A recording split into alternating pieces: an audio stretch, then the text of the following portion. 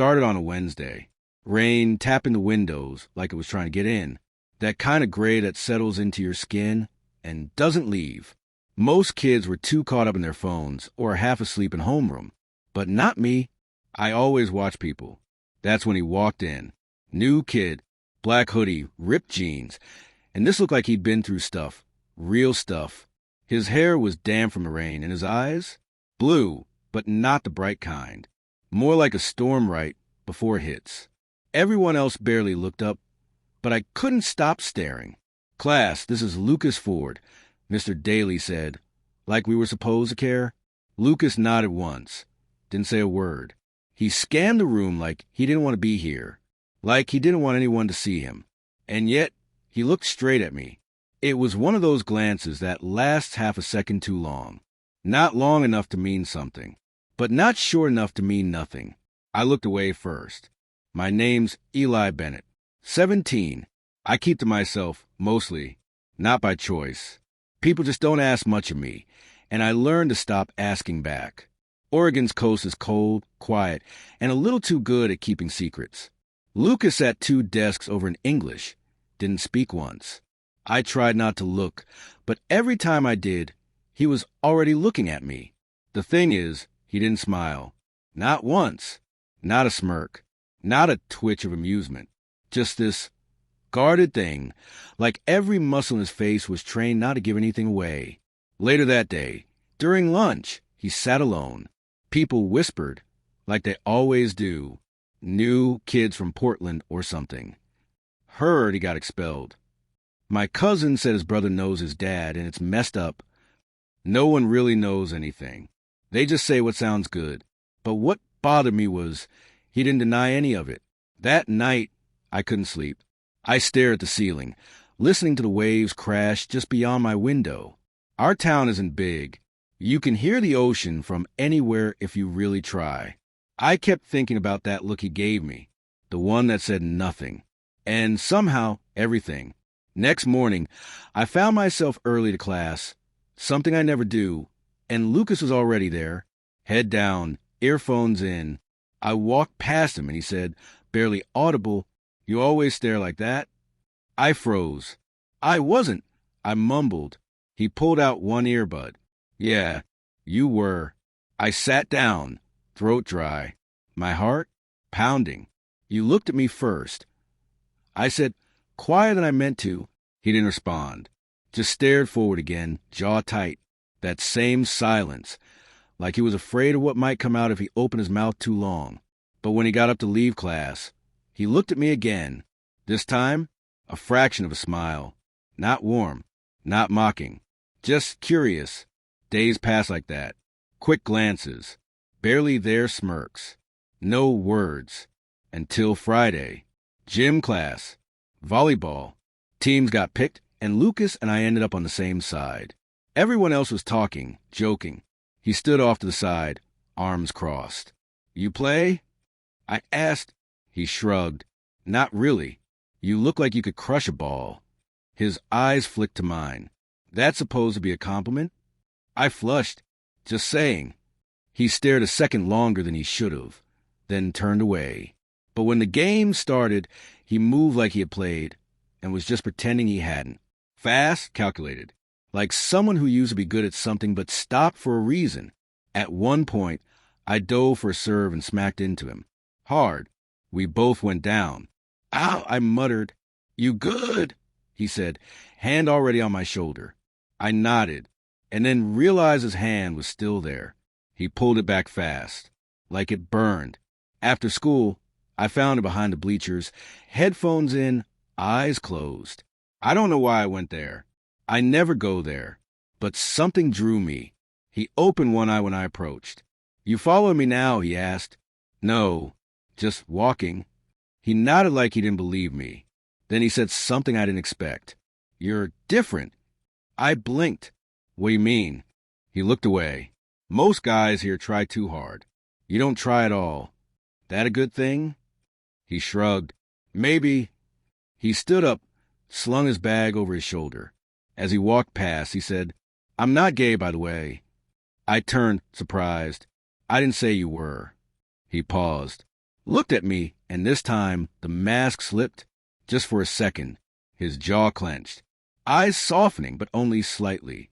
"Doesn't mean you're not thinking it," he said. Then he walked away. That night hit different.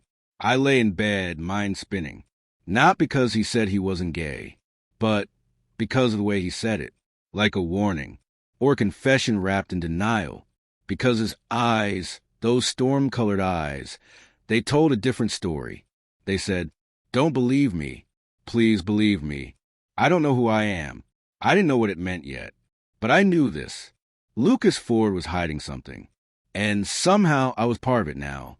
The next morning, I woke to a text. "Unknown number. You still watch people, Eli?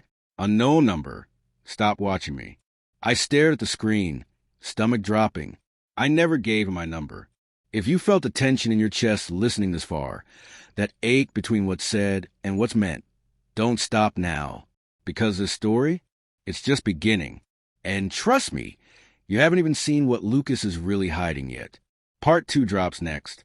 Don't miss it, because some secrets, they don't stay buried forever. I didn't reply to the text. What was I supposed to say? You scare me? You confuse me? I think about you too much, and I don't even know why. The number wasn't saved, but I knew it was him. Who else would send that at 6 a.m. on a Saturday? I stared at the screen for a while, half expecting another message, maybe an apology or an explanation. But nothing came. It stayed quiet, just like him. I didn't see Lucas again until Monday. He wasn't in homeroom or English. By third period, people were already whispering. Guess the freak dropped out. Probably got arrested. I heard he's in juvie. The thing about small towns? They'll invent a story faster than the truth can catch up. By lunch, I stopped pretending I didn't care and asked Mr. Daly straight up. He said Lucas was out sick, but the way he said it, too quick, no eye contact, made my gut twist. So I did something stupid. I biked to the trailer park on the edge of town. I'd heard that's where he was staying, some half-abandoned row of rusted silver units squatting beneath the trees.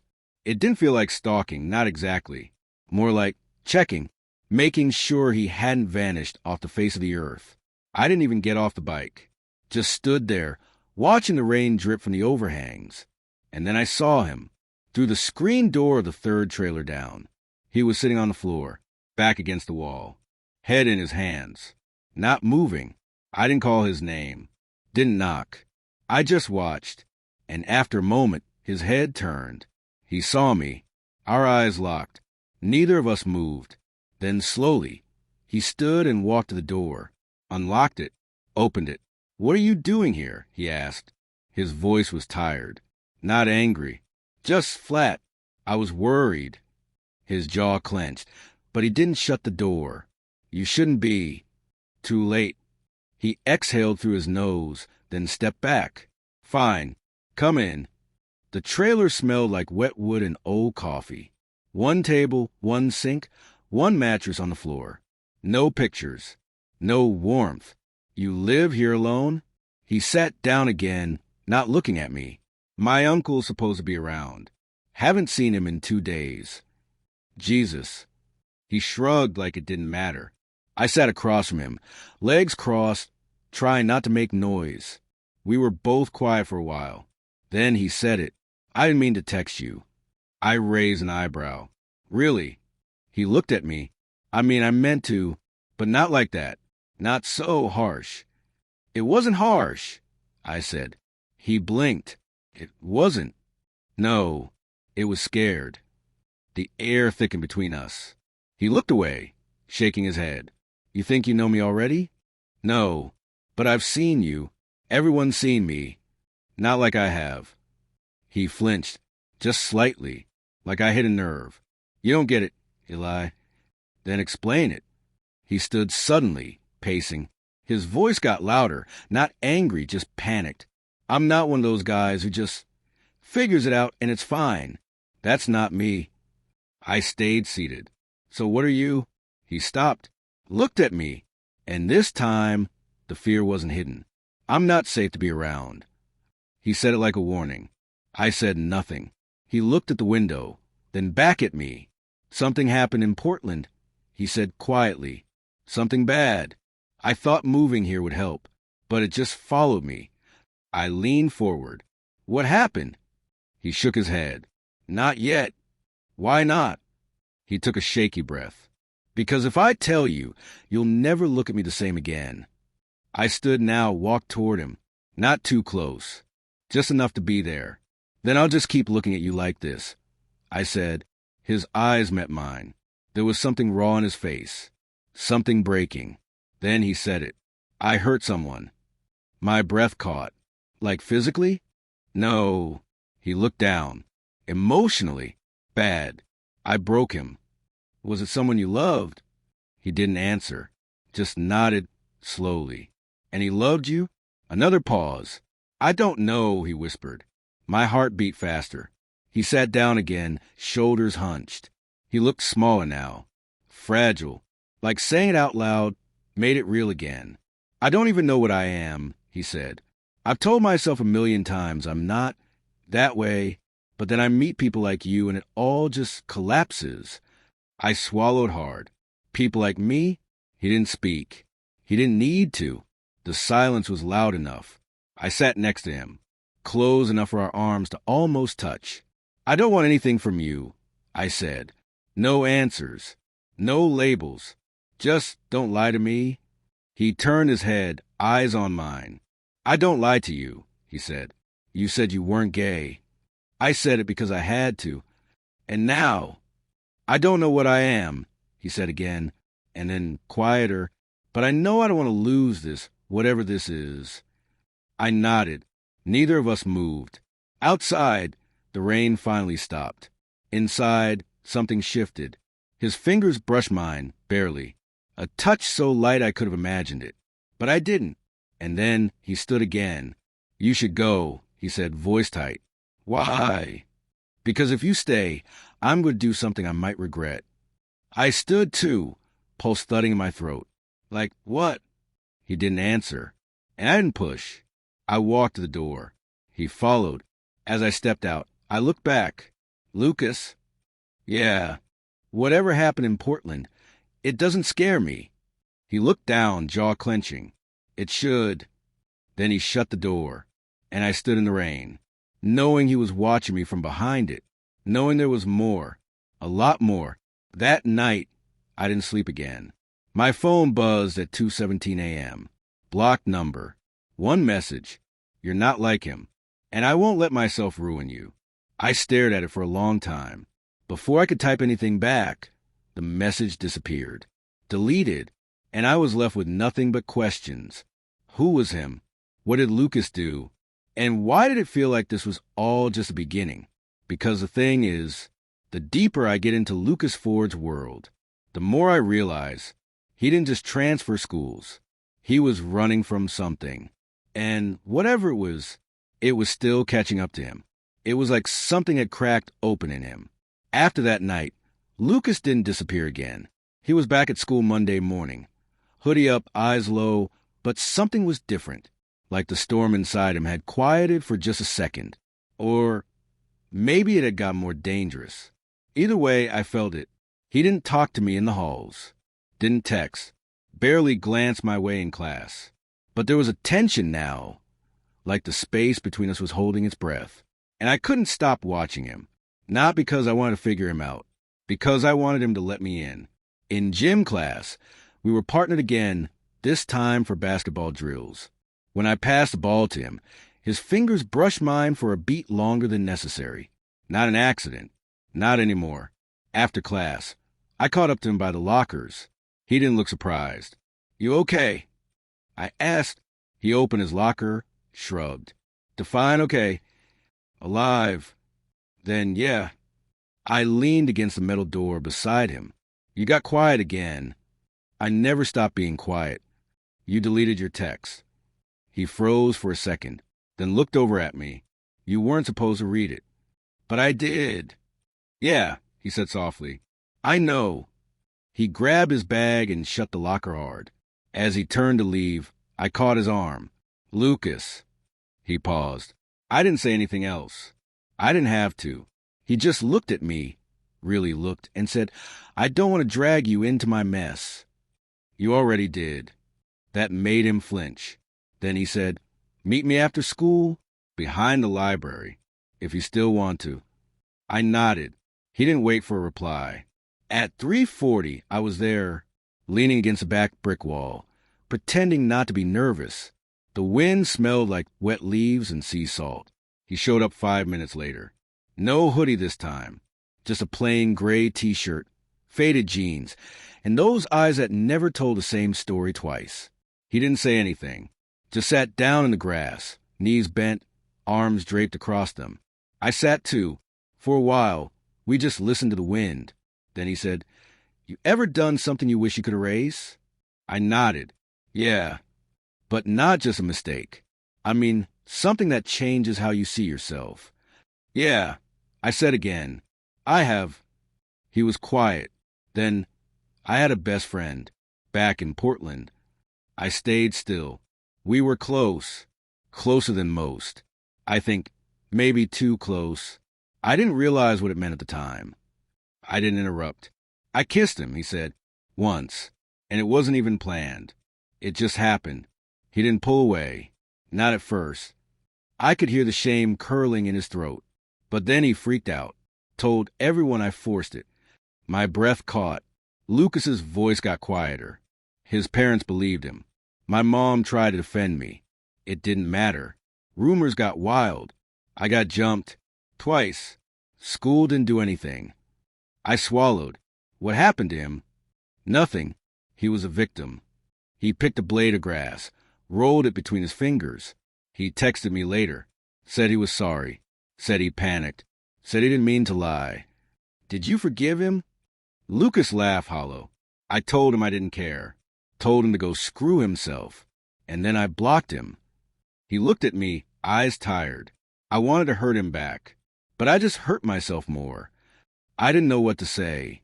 So I reached out and touched his wrist. He didn't pull away. "I'm not angry anymore," he whispered. "I'm just tired." "I'm sorry," I said. He nodded, then leaned his head back against the wall and closed his eyes. "I don't know what I am, Eli. I kissed a guy once and it wrecked my whole life. Now you're here. And I don't want to kiss you. Not yet. But I think I want to.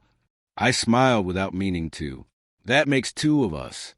He opened one eye and looked at me. We sat there in the wind, neither of us moving, not touching, just existing in the same moment. It felt heavy and light at the same time. Then he said, "I think someone followed me here." My blood ran cold. "What?" "In town. A guy. Older.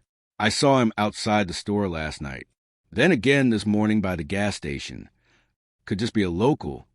"He's not." I studied him. "What does he look like?" "Tall. Black jacket. Gray beanie. Looks like a mechanic. But something about him's off." "Why would he be following you?" Lucas hesitated. "There's more to what happened in Portland," he said slowly. "More than just a kiss." I waited, but he didn't say anything else. "You're not ready to tell me," I said. He shook his head. "I'll wait." He looked at me like he didn't believe I would.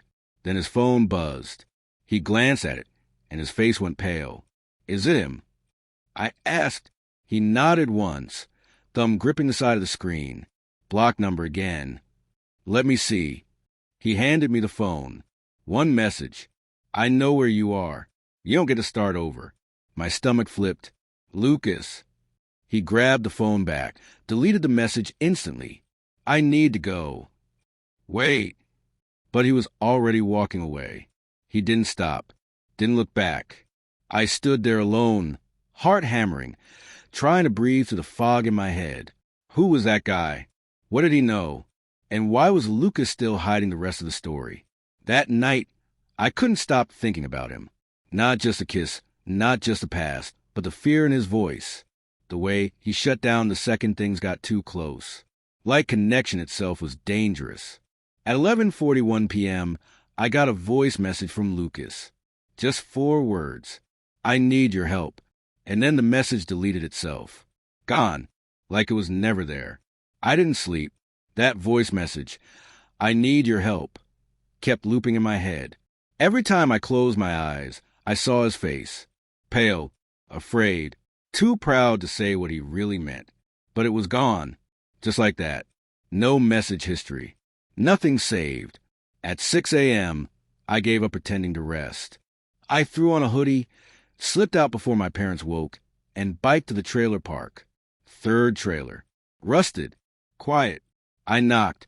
Nothing. Again. Louder. Still nothing. My heart dropped. I tried the door. Unlocked. It creaked open, and instantly I knew something was wrong. The place was wrecked. Mattress flipped, lamp shattered, drawers pulled out, like someone had been searching for something. Or someone. And Lucas was gone. I whispered his name, like it might pull him out of the shadows. Nothing answered. I turned in a slow circle. My pulse was crawling up my throat. A notebook lay torn on the floor. I picked it up. Most of the pages were blank, except one. In thick black ink, barely legible, it said, "If he finds me, don't trust what he says. You know me. You know me better than anyone. Don't believe his version." I stared at the handwriting. Not messy, just desperate. Who was he? I stuffed the page in my hoodie pocket and got out of there fast. School felt like static. I couldn't focus.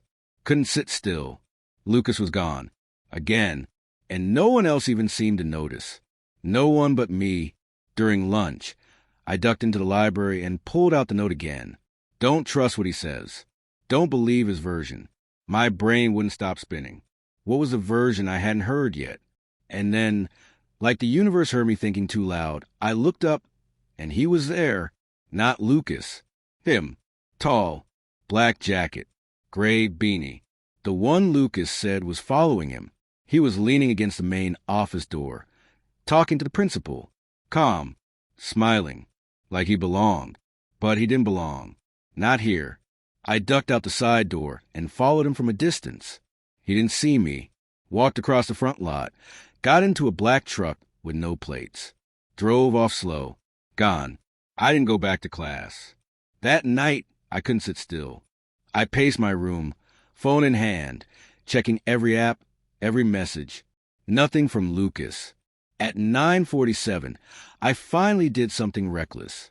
I messaged a number from before, the one that had texted me and Lucas both. "Who are you? What do you want from him?" Delivered. No reply. 10 minutes passed. Then my screen lit up. Come to the docks.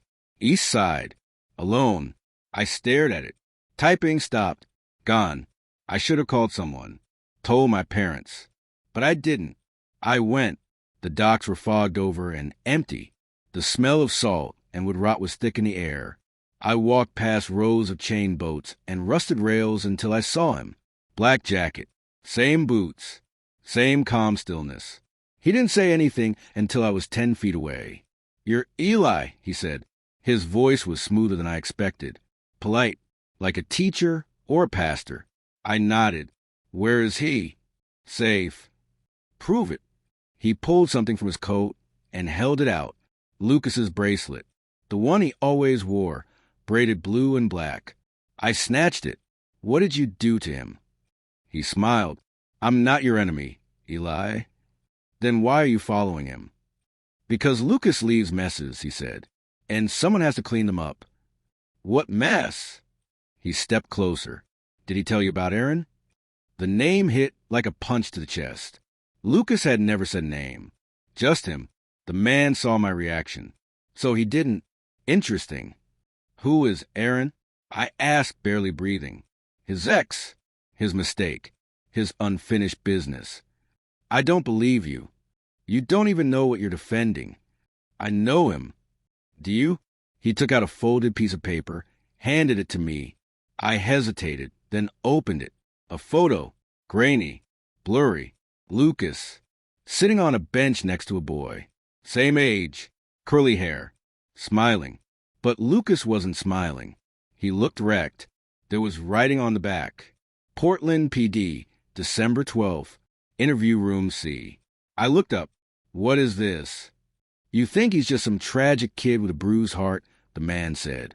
Lucas was questioned in a police investigation. "For what?" Being there when someone tried to take their own life. The silence slammed down like thunder. No, I whispered. He would have told me. Would he? The man tilted his head. You're the replacement. Of course he didn't. I stepped back. You're lying. He didn't stop me. Ask him, he said, if he ever shows up again. I ran. That night, I sat with a photo for hours, staring, shaking. What happened to Aaron? What role did Lucas play? And why hadn't he told me? By 1 a.m., I finally broke. I opened my messages and typed, tell me the truth, about Aaron, about Portland, all of it, or I'm done. I waited. The screen stayed dead. No read receipt. No reply. Nothing. I fell asleep with the light on. Woke up cold. Phone buzzing. New message. Come to the cliffs. Noon. I'll tell you everything. It was signed. L. I didn't eat. Couldn't. By 11:40, I was already at the cliffs. Wind tearing at my jacket. Hair sticking to my face. The sky above looked like it hadn't made up its mind yet. Storm or sun. Typical Oregon mood. Lucas wasn't there. Of course he wasn't. I sat on the edge anyway, staring out at the crashing waves, the endless gray. 12 minutes past noon. I heard footsteps behind me. I didn't turn. He sat down next to me without a word. We watched the ocean together for what felt like hours before he finally spoke. I was 15. His voice was steady. Too steady. I met Aaron at a party. He was loud, reckless. The kind of guy who danced on tables and didn't care who watched. I liked that about him. He paused, took a shaky breath. We started hanging out. It was never official, but it felt real. He told me he liked guys. Said I made it easier to admit that. I didn't say much back. He looked down at his hands. I kissed him first. He laughed, said it felt right, and for a few weeks we were happy. Another pause, but then he told someone, not about us, just that he might be into boys. It spread, fast. People turned on him. He came to me, begging me to back him up, to say we were together, that it was okay. Lucas's voice got quieter, and I said no. He finally looked at me. I was scared, Eli, of losing my mom, of getting kicked out, of the names, of myself. I swallowed, but said nothing. He cried, called me a coward, said I used him. Then he walked out. Lucas closed his eyes. 2 days later, he tried to kill himself. The wind went dead silent. He survived, but he left school, got sent away to some place for recovery. I never saw him again. I couldn't breathe. Lucas kept talking. Cops questioned me, wanted to know what happened between us. I told them we were just friends, that he'd been struggling for a while. They couldn't prove anything, but his parents knew. They blamed me. He laughed bitter. Everyone did. I blinked back the heat in my chest. And were they right? I asked quietly. He looked over. Yeah, he said. They were. For once, he didn't hide. I heard him. I denied him when he needed someone most. I chose fear over love. And I've been running from that guilt ever since. I sat there, frozen. Then I asked, why tell me now? Because you asked, he said. And you think that fixes it? No, he said. I think it makes me honest. I stared at the ocean again, mind spinning. Everything inside me screamed to pull away from the shame, the weight of his choices. But I didn't, because somewhere in his voice was a boy begging for a second chance at being better. And I'd been that boy too. I don't hate you, I said finally. His breath hitched. But I need time. He nodded. I don't expect anything else. We sat in silence again. Then I asked, who's the guy following you? His jaw tightened. His name's Victor. Private investigator. Hired by Aaron's parents. I think he wants to dig up enough to sue. For what? Emotional damage. Defamation. Whatever sticks. And you ran. He didn't answer. You thought if you started over, you could be someone new. He looked at me. No.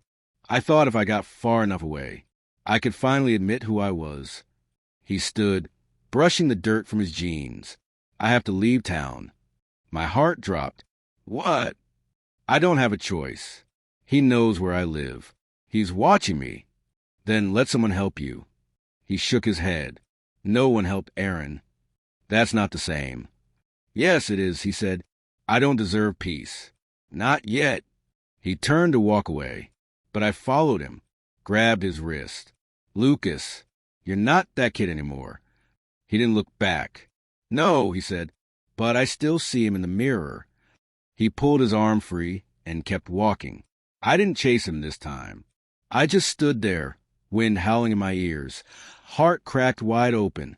That night, I kept my phone in my hand, hoping for a message that never came. And then, just before sunrise, I woke to a knock at my window.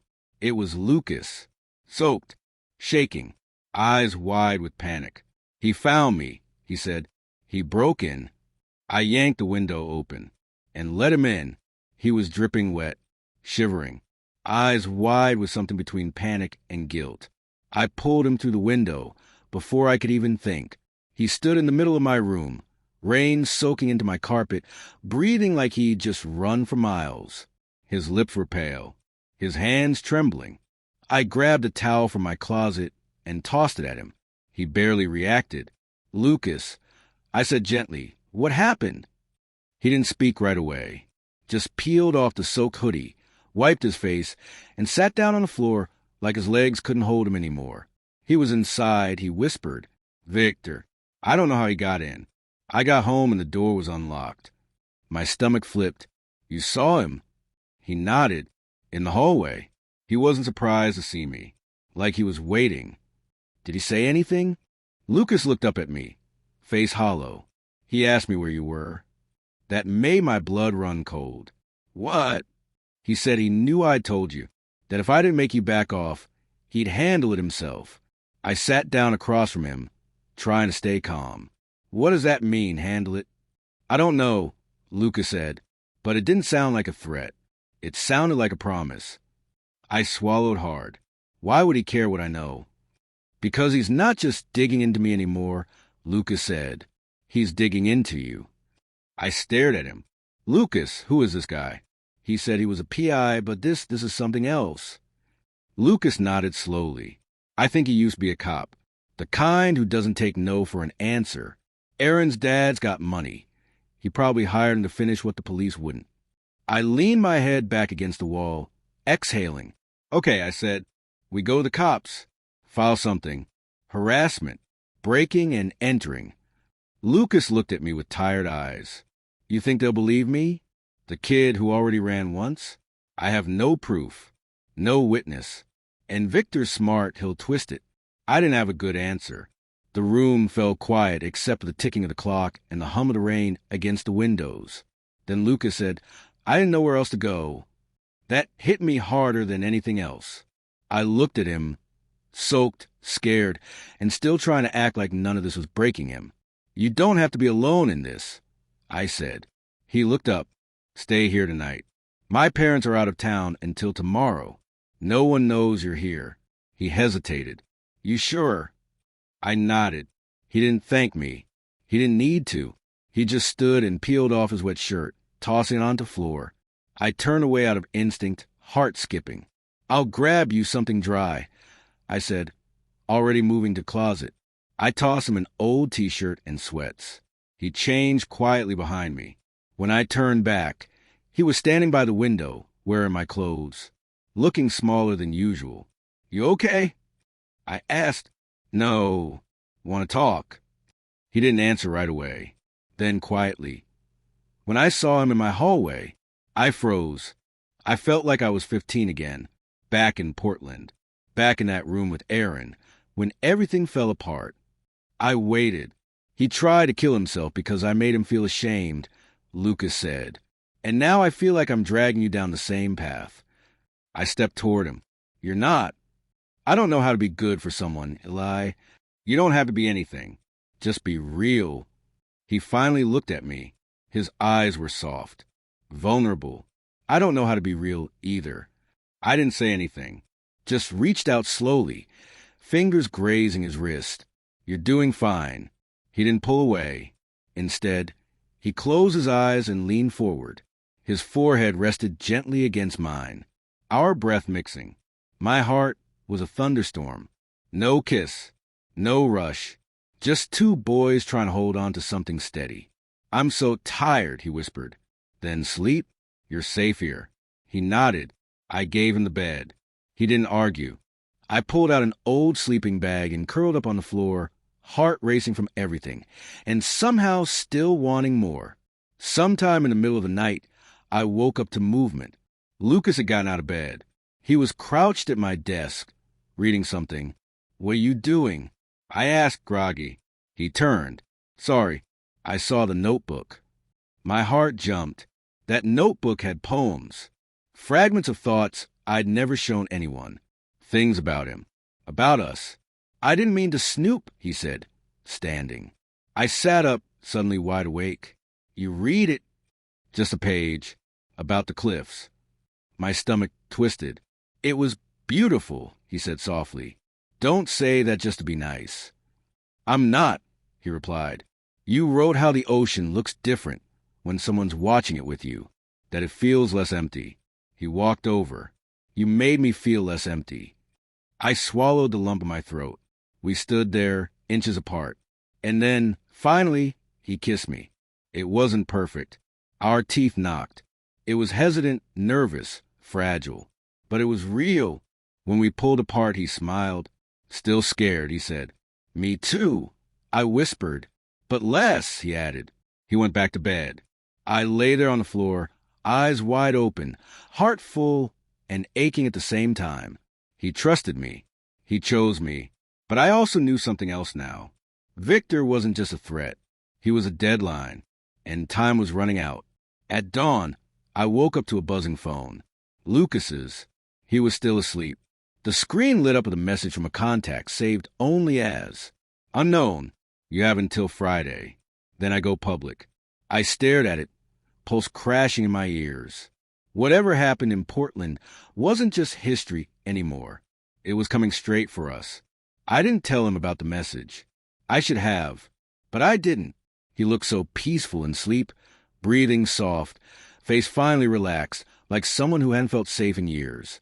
I sat on the floor beside the bed for a while, just watching the sun crawl across his skin. He looked like someone learning how to heal, and I couldn't bear to shatter that. So I slid his phone onto the desk without waking him, pulled the blanket over his shoulders, and went downstairs. By the time he came down, the smell of coffee had filled the kitchen. He stood in the doorway in my oversized sweatshirt, eyes sleepy, hair a mess. He looked soft. "Hey," he said, voice low. "Hey." He rubbed his eyes. "Did I really sleep 10 hours? You needed it." He sat across from me and took the mug. I slid over. Our fingers touched. He didn't pull back. "Thanks," he said quietly. "For the coffee?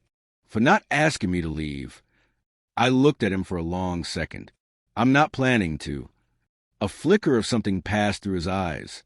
He didn't know how to handle kindness yet. Like every gentle thing handed to him came with a catch he hadn't found. "Do you still write?" he asked, nodding at the notebook on the table. "Not lately." "You should," he said. "You see things other people don't. You're one to talk." He smiled, almost shyly. "I used to draw," he said. "Not like serious art. Just sketch stuff in the margins of my notebooks. Places I wanted to go. People I wanted to be." I raised an eyebrow. "You have them still?" He shook his head. "Burned them before we left Portland." "Why?" "Because I didn't want a trail." I stared at him. "You knew someone was going to follow you?" He hesitated, then nodded. "Not Victor." "Not exactly. But I knew someone would want answers." Aaron's parents were never the kind to let things go quietly. The name still made my stomach knot. I took a breath. "Lucas, there's something I need to tell you." He looked up. I almost said it. Almost told him about the message, the threat, the Friday deadline. But then he said, "I want to try something." I blinked. "Okay. I want to stay. For real. Stop running. Just face it, whatever comes." My chest tightened. "Are you sure?" He nodded. "I'm tired of being a ghost." That's when I knew. If he was ready to stop running, then I had to stop hiding too. I'm with you, I said. He smiled. It was small, uncertain, but real. The next 2 days passed in a blur. We kept things quiet. Careful. He stayed at my place while we told everyone, including his uncle, that he was crashing with a friend to clear his head. And something strange started to happen. We laughed. We made breakfast together.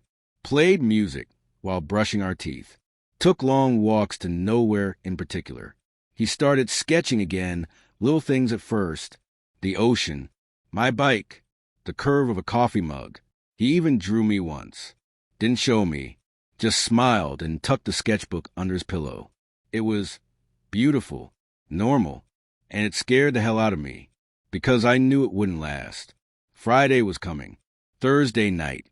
We were lying on the floor in my room, listening to an old cassette he found in my dad's drawer. Static crackled behind the melody. His head rested on my shoulder, and I could feel the rise and fall of his breath against me. "Eli," he said softly. "Yeah. Do you think I deserve to be forgiven?" I didn't answer right away. Then I said, "I think forgiveness isn't something you earn.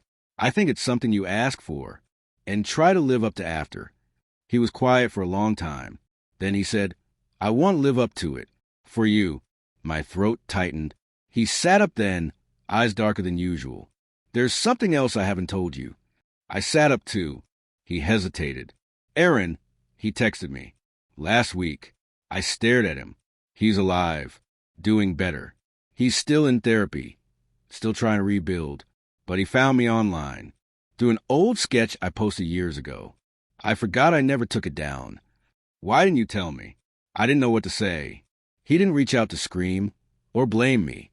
He just said he was glad I was still alive too. My heart thudded. He forgave me, Eli. Or maybe he just doesn't need to carry me anymore. But it felt freeing. "That's good, right?" Lucas nodded. "I think that's why I finally let myself come to you." I leaned in and pressed my forehead to his. "Then I'm glad he did." Friday came like thunder. I checked Lucas's phone every hour. Nothing until 6:11 p.m. A single message. "Meet me at the old cannery. No more lies. Bring the boy, or I bring everything down." It wasn't signed, but it didn't need to be. Lucas read it over my shoulder.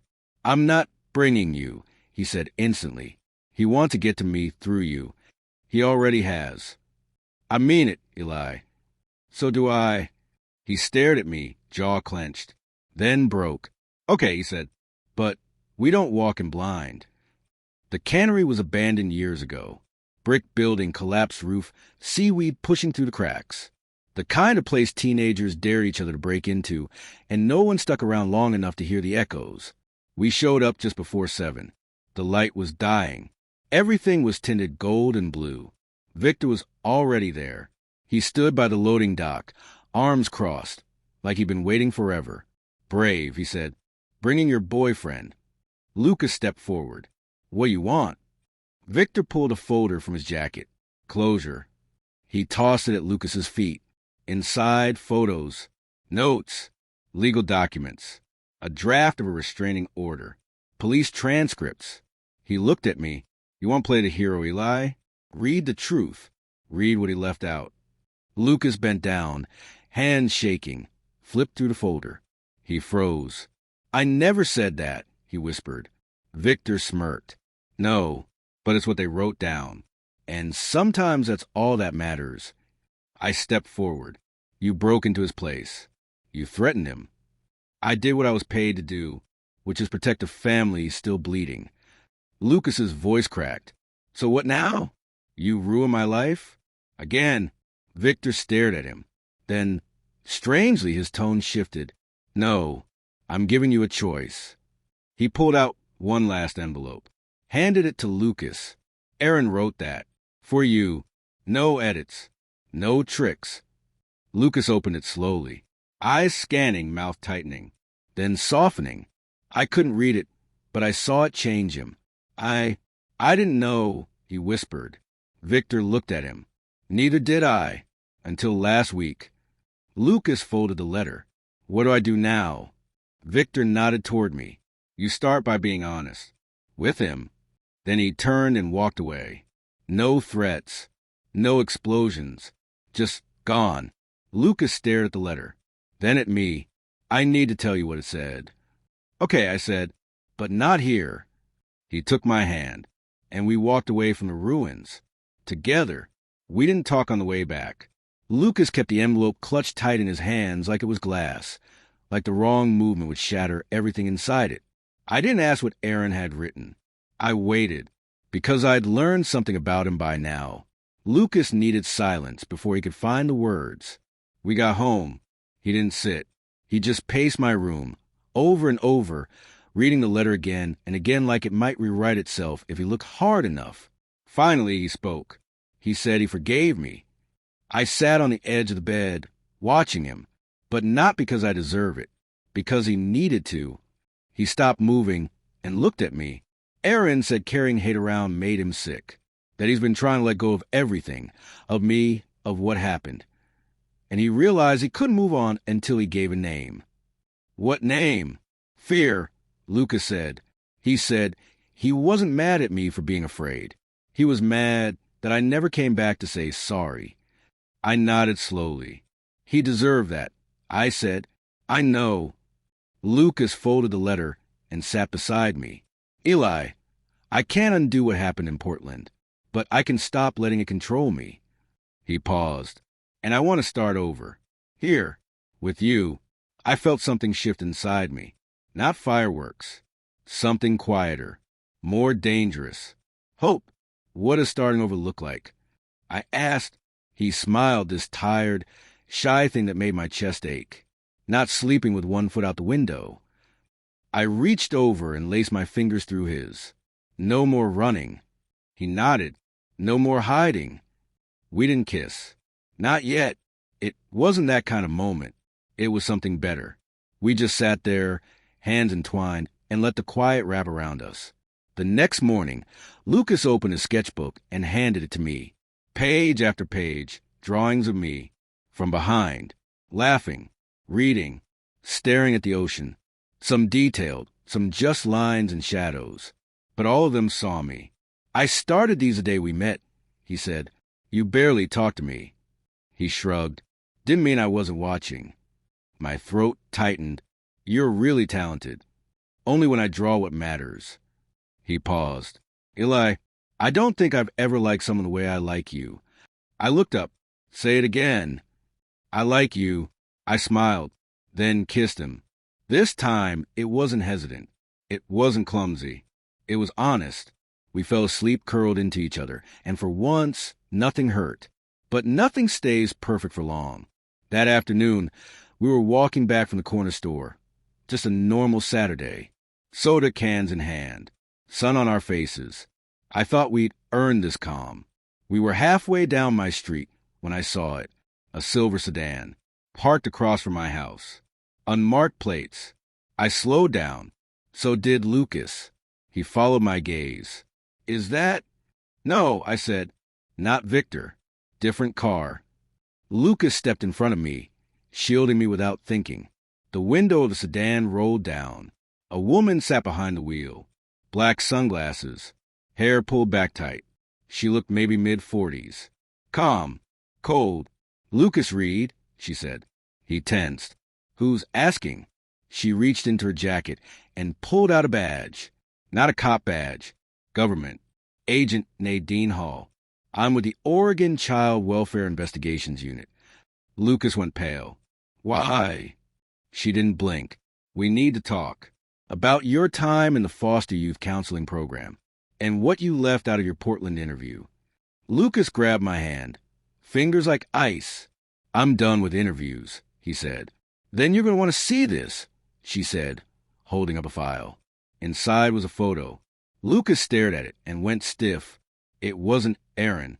It was someone else. Someone I didn't recognize. His voice cracked. Where did you get this? Agent Hall's expression softened. Just a little. He reached out, said he was finally ready to talk. But he asked for you. Lucas shook his head. No, that's not possible. He disappeared. Not anymore. She opened her car door. If you want to know what really happened that night, the entire night, you'll come with me. Lucas turned to me, eyes wide. You don't have to go, I said. Not alone. He looked back at the agent, then down at the photo again. His voice barely rose above a whisper. I think there's more I don't remember. And for the first time, I saw it. Lucas wasn't just hiding things from me. He might have been hiding them from himself. We sat in the back seat of Agent Hall's car, neither of us saying a word. Lucas hadn't let go of my hand since we got in. His fingers were tight, cold, the way someone holds on when they feel like the ground beneath them is about to crack. I didn't speak. Not yet. I just squeezed his hand back. Agent Hall didn't push him either. She drove in silence, soft jazz playing low from the speakers, her eyes steady on the road. 20 minutes later, we pulled into a quiet building tucked behind a long stretch of pine trees. Gray brick. No sign. Just a government seal on the door. Lucas froze. I've been here before, he whispered. Agent Hall turned in her seat. You were interviewed here after Aaron's hospitalization. You remember that. Lucas nodded slowly. Barely. We got out and followed her inside. The hallway smelled like old carpet and anxiety. Every footstep echoed too loud. She led us into a small room. 2 chairs, a table, a water pitcher no one touched. There was already someone waiting. A boy, 17 or 18 maybe. Sharp jaw, buzzed hair, eyes that flicked up the second Lucas walked in. He stood. Lucas stopped breathing. You're real, he said. The boy nodded. Took me a while. But yeah. Agent Hall spoke gently. Lucas, this is Brandon. You two were in the same foster counseling sessions in Portland. Lucas's lips parted, but no sound came out. He looked like he'd just seen a ghost. You disappeared. Lucas finally managed. They said you got moved. Out of the city. No one told me where. Brandon nodded once. I asked him not to. Why? Brandon's voice was quiet, but firm. Because I was scared of you. The room went still. Lucas stepped back like he'd been slapped. I never, he started. I would never. Brandon held up a hand. I know that. Now. But back then, you were angry. Broken. You punched a wall during group. You said things that scared everyone. Including me. Lucas sat down slowly. I don't remember any of that. You blocked it, Agent Hall said. A lot of kids do when the pain's too big. The brain buries it to protect you. I thought the worst thing I did was abandon Aaron, Lucas whispered. Brandon looked at him, face unreadable. You did, but that wasn't all. Lucas looked up, eyes hollow. What else? Brandon hesitated, then pulled something from his backpack, a voice recorder. He pressed play. A boy's voice came through the tiny speaker. It was Lucas, but younger, raw, terrified. I don't know who I am. I keep thinking if I kiss someone, I'll finally get it. But I kissed Brandon, and I still feel empty. I feel broken. I think I'm making things worse for everyone. I think I'm dangerous. Lucas stared at the recorder, frozen. Brandon pressed pause. You said that during our second private session. You didn't remember? Lucas shook his head slowly. You kissed me, he asked. Brandon nodded. It was confused. Messy. You were figuring things out. So was I. But when it was over, you didn't speak to me again. Lucas buried his face in his hands. I don't remember any of this, he whispered. Not 1 second. Brandon looked down. I'm not here to blame you. I just wanted you to remember the real story, so it doesn't keep repeating in your head like something it never was. Agent Hall stepped forward. We've gone through the original reports, the transcripts, the old video sessions. Lucas, no one pressed charges. No one accused you of anything but being a scared kid trying to survive. Lucas lifted his head, eyes red. Then why did it all feel like my fault? Brandon's voice cracked a little. Because no one told you otherwise. That broke something in me. Lucas had been walking around for years, carrying guilt like it was oxygen, punishing himself for versions of the truth that weren't even complete. No wonder he ran. No wonder he never trusted anyone. And now, finally, he was being given the truth. even if it hurt, even if it shook everything he thought he knew. He looked at Brandon again. "I'm sorry," he said. Brandon nodded. "I forgave you a long time ago." After we left the building, we sat in the grass behind it for a long time, staring up at a sky that couldn't decide whether to storm or shine. Lucas didn't cry. He just looked tired. Empty in a different way now, like the weight hadn't disappeared, but had finally shifted off his shoulders. "I don't know who that boy was," he said. "You don't have to," I told him. "You're not him anymore." "I hurt people." "You were hurting too." He turned to me.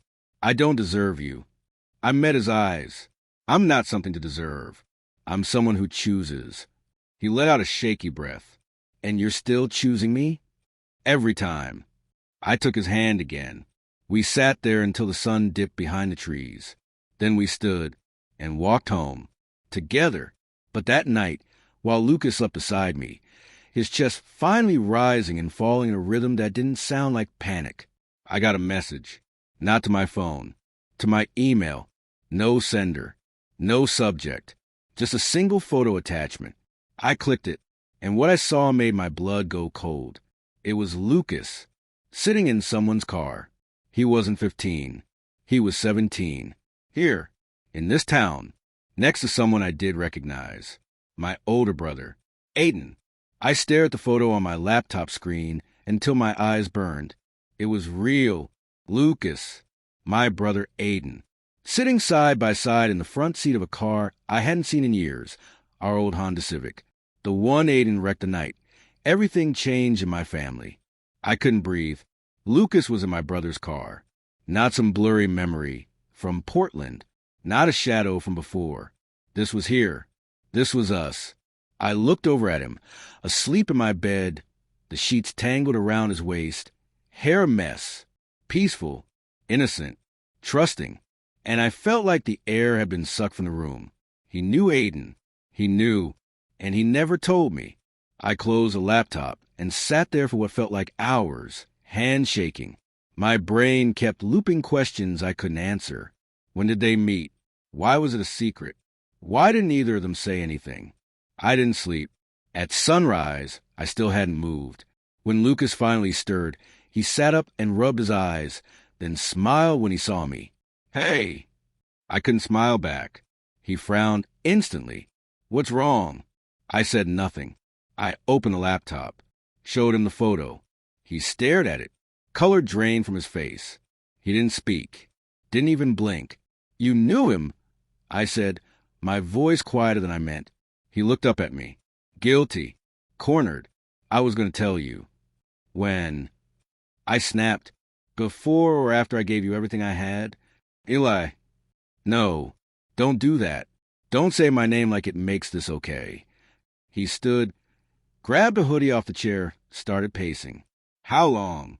I asked. He looked at me, but didn't answer. "How long, Lucas?" He sighed. "I met him a year ago." My stomach flipped. "A year ago? Before you moved here? I didn't know he was your brother." "That doesn't make this better." He flinched. "I was homeless, Eli.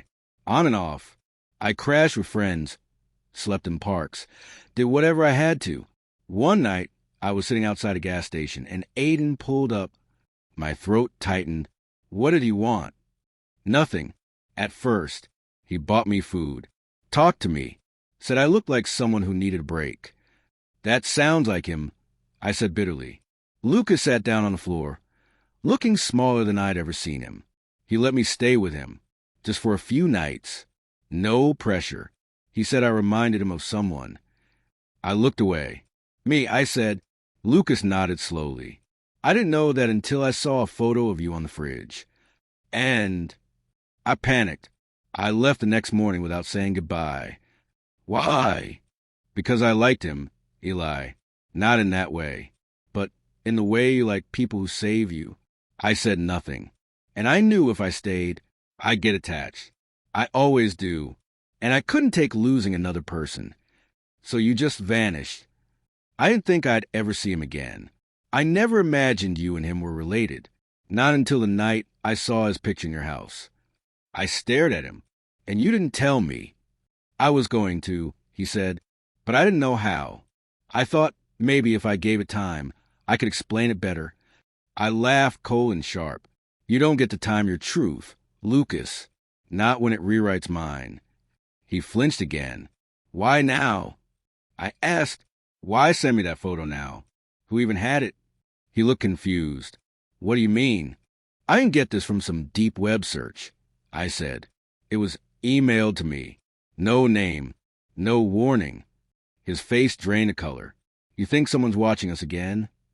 I nodded. He ran a hand through his hair. Then that means someone knew about me and Aiden. Someone wants you to know. I stared at him, and suddenly it hit me. The messages. The photo. Victor was gone, but someone else had taken his place. Someone with more personal access. Someone close. My blood turned to ice. I grabbed my phone, pulled up my contacts. There it was, a number saved under M with no last name. Just a series of texts from weeks ago. Late night check-ins. Friendly advice. Encouragement after the first time I opened up about Lucas. All signed, M. Lucas leaned over. Who's that? I stared at the screen. My mom's therapist. He blinked. You talked to her? She's been helpful. At least I thought she was. Lucas took the phone, scrolled. His jaw tightened. A lie, he said slowly. These messages, they're too specific. What do you mean?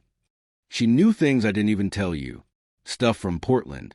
Stuff about Aaron. About me? I felt dizzy. What if she's not who she says she is?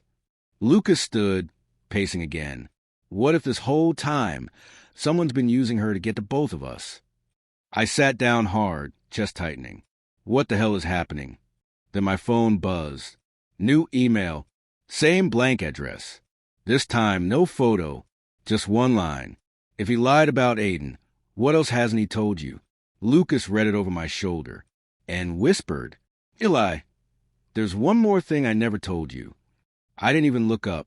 Of course there is. I think I saw Aiden after he crashed. I froze. What? Lucas swallowed hard. That night, the night the car went off the road, I wasn't far. I was walking toward the train station. I heard the brakes. The metal. I ran toward the sound. My pulse was in my throat. I saw the car flipped in the ditch. I saw Aiden crawl out. He was bleeding, limping, but he was awake. My ears started ringing. Lucas kept going. I ran. I was scared. I didn't want to be questioned. I didn't want to be blamed for another thing I didn't do. So I left. I turned to him slowly. Aiden didn't die at the scene. That's what they said. The police. The report. Lucas nodded. They said they found him alone. What are you saying, Lucas? He met my eyes and said, I think he was trying to reach you before he died. I sat on the curb for a long time after Lucas told me. The same curb where Aiden used to wait for me after school, where we'd ride bikes, swap headphones, argue about whose turn was to microwave dinner. And now it was the place where everything I thought I knew about my brother cracked open. Lucas had seen him, bleeding, alive, the night we were told he died instantly. I didn't know who he was. Lucas kept saying, voice barely audible. Not until later. Not until the picture on your fridge. I didn't speak. Couldn't. There was a roar in my ears that drowned everything out. He was trying to call you. Lucas said, your name, over and over. I didn't understand it at the time. I finally looked at him, tired, shaking, eyes red, voice shaking with guilt he had no idea how to carry. I could have helped him, he said, but I ran. And I saw it clearly for the first time. Lucas wasn't the villain of the story.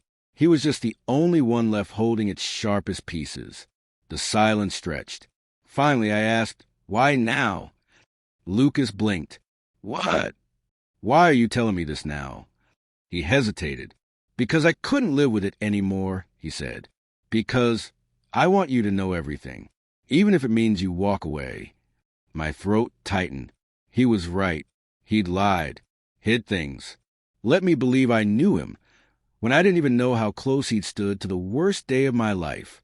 But he was also here, still here, not running, not hiding, choosing to stay when it would have been easier to disappear again. And maybe that's what love is, not never breaking trust, but being brave enough to rebuild it anyway. I stood. I don't want you to leave. Lucas looked up at me like he didn't believe what he was hearing. But I don't care, I said. I mean, I do. It hurts. All of it. But the fact that you're still here, still trying, that's more than anyone else has done. His voice cracked. You mean that? I don't say things I don't mean. He stepped forward, slowly, like I was something fragile. When he reached me, he didn't grab me. He just rested his forehead against mine and whispered, I'm sorry. I whispered back, I know. We spent the next few days in quiet motion.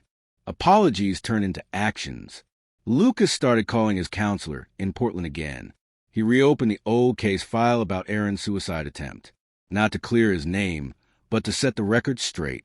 He gave him permission to review all past statements. Brandon confirmed everything. So did the old therapist. And just like that, the truth stopped being a whisper.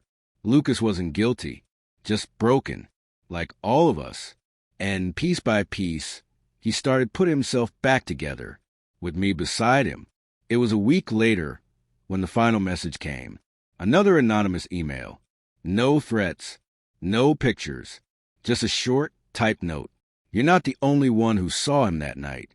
He said your name. But I was too late, too. We all ran from something. There was no name, no signature, just an old timestamp in the bottom corner. 10:42 p.m. The night Aiden died. It didn't matter who sent it. Maybe it was someone from the neighborhood, a stranger, maybe even Victor, making peace in his own twisted way. All I knew was this. Aiden hadn't died alone, and somehow that made it easier to breathe.